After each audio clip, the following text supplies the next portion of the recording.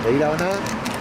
Esatea gaur Foru Aldundia Elgoibarra bisitan gatozela, berri on batekin Elgoibarrentzako eta Gipuzkoa osoarentzako, eta da Foru Aldundiak egoitza, pertsona nagusientzako egoitza eta eguneko zentro berri bat egiteko proiektua daukala, adostu duela ja protokolo bat Elgoibarko udalarekin, lankidetza protokolo bat, eta hemendik aurrera hasiko dela tramitazio guztia.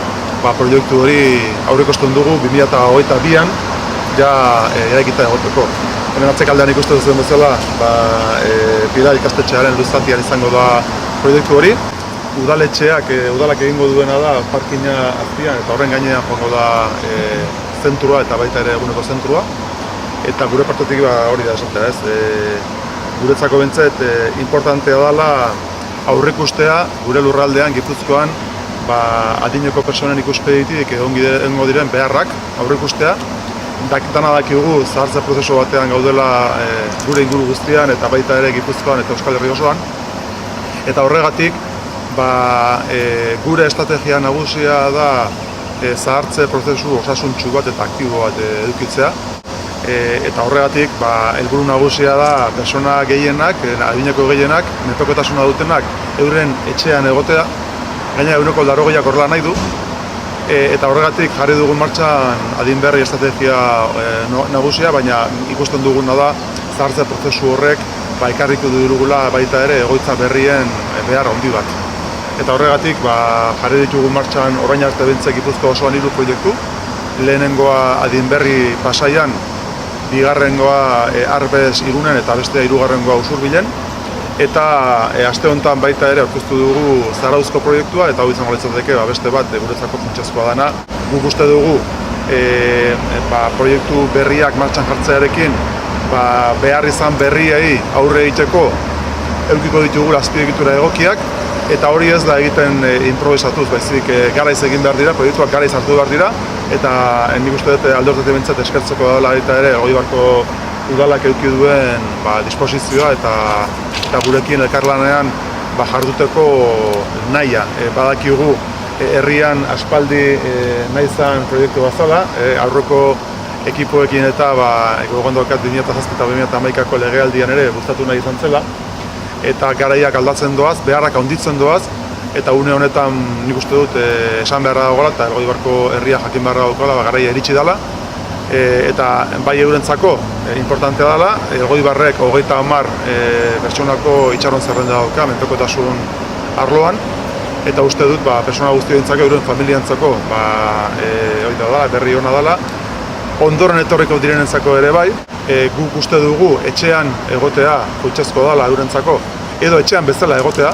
Orduan orain arte egoitzak eduki duten ikuspegia eraldatzen ari gara proiektu berriekin, adin berri estrategiak ere hor heltzen dio erronka horri. Azkenean egoitzak orain arte ospital kutsua eduki dute, eta hemendik aurrera gerozta gehiago izango dute etxean egongo balira bezala sensazioa edukiko dute egoilarrek. Guretzako hori da gizarte politiken etorkizuna. Proiektuak orain lantzen ari gara eta egoitza berriak hemendik aurrera ikuspegi edukiko dute. Alde batetik etxean bezala sentituko dira, bestetik komunitatearen papera oso importantea izango da. Ikusten da baita ere egoitzak Zubia Pasata herriaren erdia bertatik bertara daukala, eta orduan herriak berak parte hartzea baita ere pertsona hauen bizitza kalitatean, komunitateak parte hartzea, belaunaldien arteko harremanak bultzatzea, eta horretarako baita ere proiektu arkitektonikoak lagundu egingo du, pixkat hibridazio hori, belaunaldi eta pertsona diferenten arteko harreman hori bermatzeko eta indartzeko balioko duela. Hori da gure ikuspegia etorkizunari begira. Betidanik nahi izan dugu hor residentzia egoitza bat eitxia pertsona nagusientzako, eta oin badator orduan udalak ze remedio ze eukiko deu, orube hori diputazioan esku laga hor residentzia itxeko. Geratuko jaku libre Salazar egoitza, oin residentzia dago pixat. Eta gu konpromesu hartzen dugu, residentzia hortan, bizi guztirako etxe bizitzak, etxe alderako konpromisua hartzen dugu, ere bai gure ganatzen badugu residentzia hori, eraikin hori, ezta? Saiatzen nahi gara gure pertsona nagusiak etxian denbora gehixen egon deixe zen, bai? Eta denbora gehixen egon deixe zen saiatzeko, etxezetxeko zerbitzua mejoratzen ditugu gure eskumena diala, etxean bizi proiektuari ere bai gainera eman diogu, diputazioan proiektuari eman diogu guk validazioa eta saiatu gara hor lideratzen eta pilotatzen eta bentsat gure baliabidea jartzen, eta hori residentzia ingo bada ere bai, saiatuko gara diputazioak esarri deixe zen etxian bezalako zerbitzuak esartzen eraikuntza hortan eta residentzia hortan. Bai. Itxi gora bera zenbat lagunentzako tokizia egongo da? Bai, 110 lagunentzako egongo da tokia, baina hori proiektuaren arabera ere. Proiektua noizu egongo da, prest? Aurreikusten duguna da 2022an ja martxan egotia. Gaur egun daukagun zaintzarako ekosistema hori indartu behar dugu. Etxezetxeko laguntzatik hasita hori indartu dugu, mendekotasun prestazioak ere indartu dugu, eguneko zentroa hortikan pasako dira behar badute apartamento tutelatua edo pisos para toda la vida eta hortikan egoitzutara.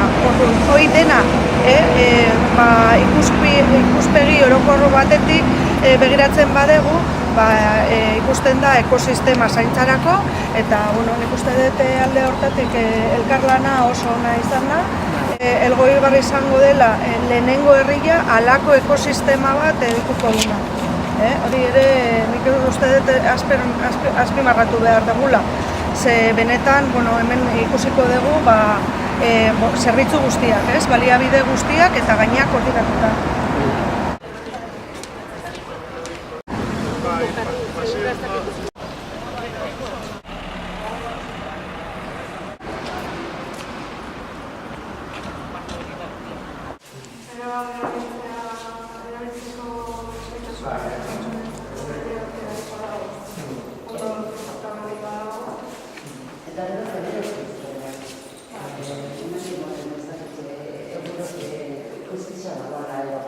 Momentu baten batzuk duen